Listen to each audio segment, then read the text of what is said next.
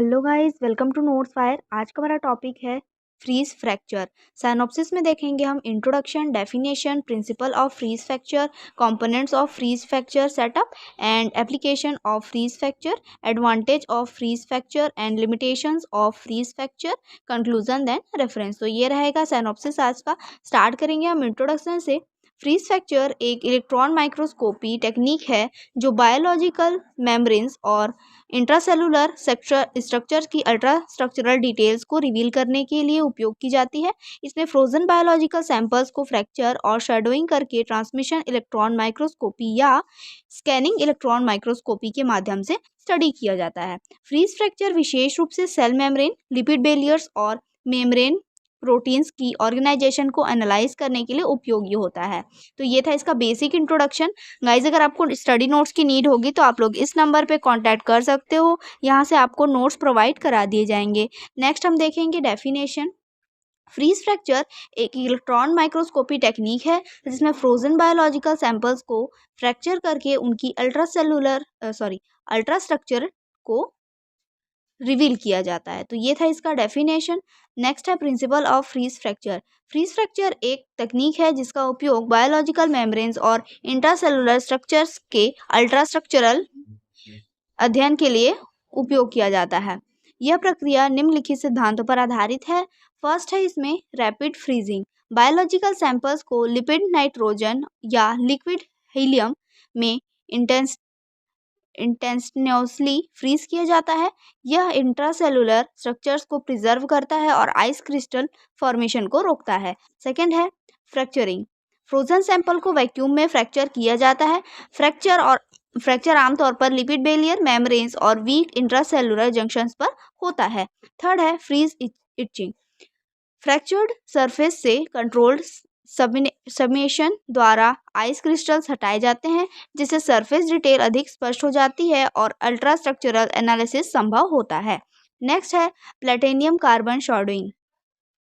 Sample की surface पर platinum और कार्बन वेपर डिपोजिशन किया जाता है।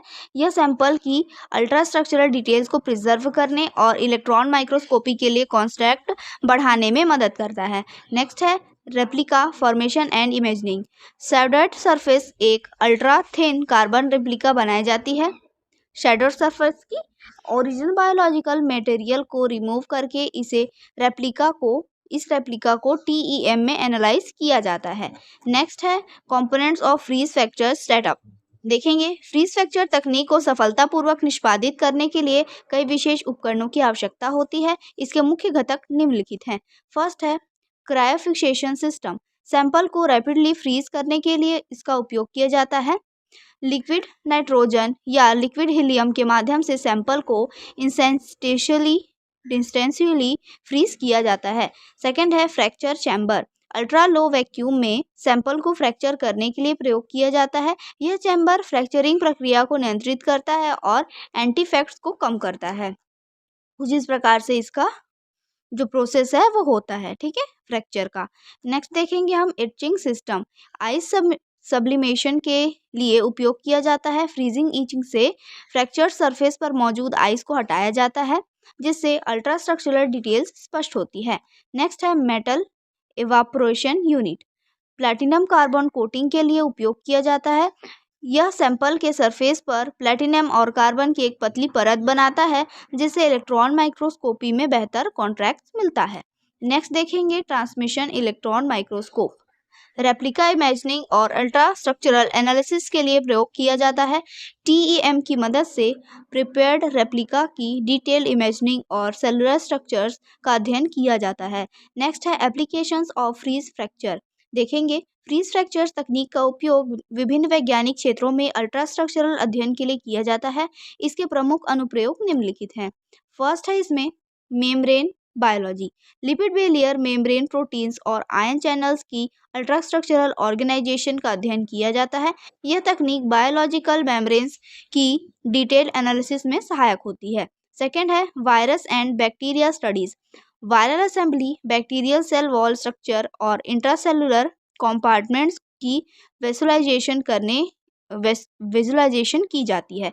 यह वायरस और बैक्टीरिया की मार्फोलॉजी और रेप्लिकेशन प्रक्रिया को समझने में मदद करता है। थर्ड देखेंगे न्यूरोसाइंस रिसर्च।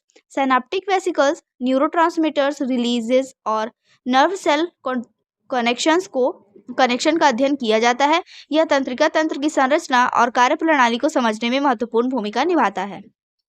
नेक्स्ट है एडवांटेज नेक्स्ट है इसके बाद है मटेरियल साइंस। पॉलीमर्स और नैनो मटेरियल्स की सरफेस मॉर्फोलॉजी की विजुलाइजेशन करने के लिए उपयोग किया जाता है। यह सामग्री विज्ञान में विभिन्न पदार्थों की सतह संरचना और गुणों के विश्लेषण में सहायक होता है। इसके बाद है एडवांटेज ऑफ फ्रीज फ्रैक्चर। देखेंगे फ्रीज फ्रैक्चर तकनीक अल्ट्रास्ट्रक्चरल अध्ययन के लिए एक शक्तिशाली विधि है। इसके प्रमुख लाभ निम्नलिखित हैं। फर्स्ट है हाई रेजोल्यूशन इमेजिंग। इस तकनीक द्वारा हाई रेजोल्यूशन इमेजिंग संभव होती है, जिससे सेलुलर स्ट्रक्चर्स की अल्ट्रा स्ट्रक्चरल डिटेल्स रिवील होती हैं। नेक्स्ट है preservation of native structure.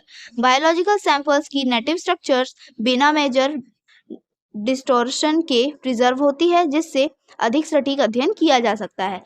Third है detailed study of cell membranes and proteins. यह तकनीक सेल मेम्ब्रेन और प्रोटीन ऑर्गेनाइजेशन का डिटेल अध्ययन करने में सहायक होती है, जिससे उनके कार्य और संरचना को समझा जा सकता है। ठीक है, नेक्स्ट हम देखेंगे लिमिटेशन ऑफ फ्रीज फ्रैक्चर।